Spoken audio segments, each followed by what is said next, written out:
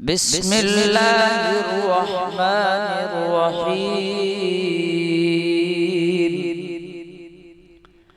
ألف لام ميم. الله لا إله إلا هو الحي القيوم. نزل عليك الكتاب بالحق مصدقا لما بين يديه وأنزل التوراة والإنجيل من قبل هدى للناس وأنزل الفرقان.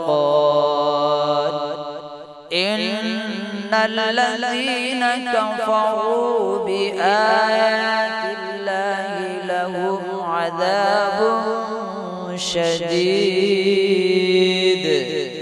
والله عزيز ذو انتقام.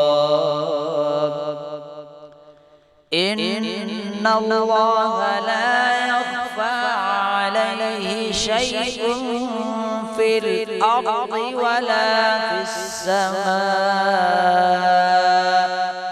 هو الذي يصوركم في الأرحام كيف يشاء. لا إله إلا هو العزيز الحكيم. هو الذي أنزل عليك الكتاب منه آيات محكمات هن أم الكتاب وأخر متشابهات. فأما الذين في قلوبهم زيغ فيتبعون ما تشابه منه ابتغاء الفتنة وابتغاء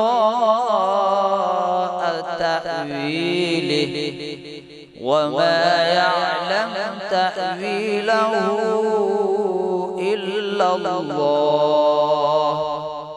والراسخون في العلم يقولون آمنا به كل من عند ربنا وما يذكر إلا أولو الألباب. ربنا لا تزغ قلوبنا بعد إذ هديتنا وهب لنا من لدنك رحمة إنك أنت الوهاب.